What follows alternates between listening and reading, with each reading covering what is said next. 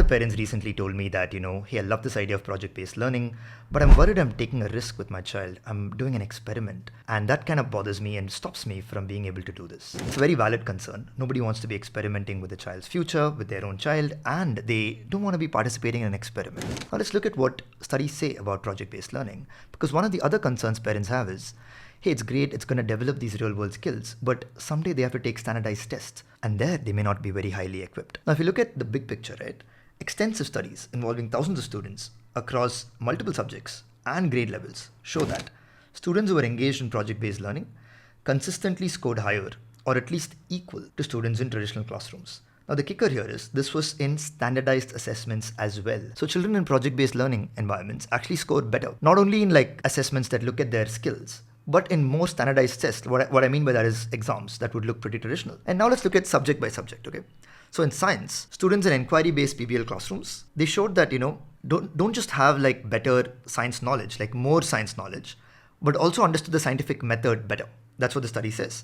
And there was a study that was done with 5,000 students across 18 schools, showing that PBL students significantly outperformed their traditional counterparts in the state assessments. It's basically the board exam kind of a thing.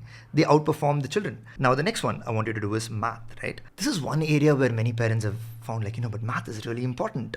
Does that also work in PBL? So research by renowned educator Joe Bowler demonstrated that middle school students in PBL classrooms didn't just solve problems better, but they developed more positive attitudes towards math. Now, I want to leave you with a deeper question.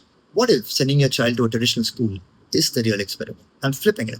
Because think about it. Years of research, decades at this point, is showing that the rote memorization, the theoretical way of teaching, and the lack of skills is actually not preparing children to apply their knowledge to the real world, to develop skills, and it's not particularly helping them in standardized tests. It's just that some of the children who are anyway good do well in that.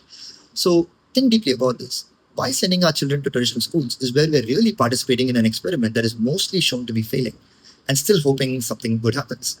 And instead, by sending them to a project-based learning environment, you're not experimenting with your child. You're confidently investing in a method that is proven and is being increasingly proven through rigorous research. Now, if you want to know more about project-based learning, I'm happy to make deeper videos. Let me know.